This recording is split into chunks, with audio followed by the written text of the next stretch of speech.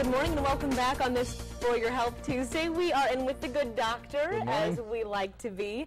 And this morning we're talking about the importance of breast cancer awareness. Doc, tell us, what do folks need to know about this? Well, it's very common. Obviously, it occurs more in women than men. It actually occurs about 100 times more commonly in women than men, but men still do get breast cancer. So if a man does come up with a lump, they have to be sure to get that checked out. But second to skin cancers, breast cancers are the most common cancers in women. And there are significant numbers of deaths, you know, about 450,000. So you really have to be extremely careful if you do find a lump. You know, you're looking for lumps, you're looking for changes in the breast, skin changes, changes in the nipple, lumps under the armpit, things like that. So any abnormalities, you really have to make sure you go in and get that checked out quickly. Anything that's out of the ordinary, basically. Right, right. Any new changes that you see in the breast. Yeah. But it's really interesting when you look at the risk factors associated with breast cancer. There are many things that we do that actually increase the risk, including tobacco use, which by estimates it will increase the risk about 35%. Wow. Tobacco use, sedentary lifestyle, excessive alcohol use, high-fat diets.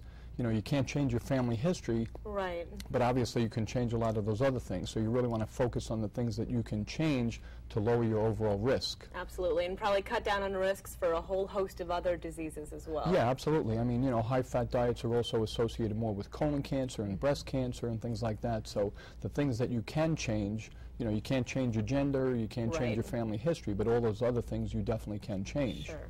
And Doc, I want to ask you real quick, I know that there was some controversy and some confusion about some of those new mammogram guidelines that had come out before that had changed basically how frequently women should be getting them. What is your advice? Well, if you look at the U.S. Preventive Services Task Force recommendations, they say generally between 50 and 74 years of age you should go in at least every other year.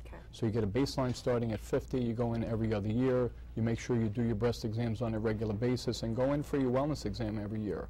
It really is so important to get checked out from head to toe to make sure that something else isn't going wrong. Sure. And Doc, is that wellness exam enough for maybe younger women who are under the age of 50 to detect something, especially in the case of, you know, family history with it? Sure. You know, I really think that everyone, all adults should go in, and obviously kids go into their pediatrician, but they go in for a wellness exam even if you're feeling okay. Because you never know when things are going wrong. So just go in, get a preventive exam, make sure you're getting your head-to-toe examination to be sure that things aren't happening that you're not aware of. Great. Prevention is the best. Absolutely. Well, Doc, thanks for being with us. Thank you. As always this morning. If you have any questions for the doctor, you can shoot him an email, right? Doc, how can they get in touch with you? drsal@leememorial.org. All right, very good.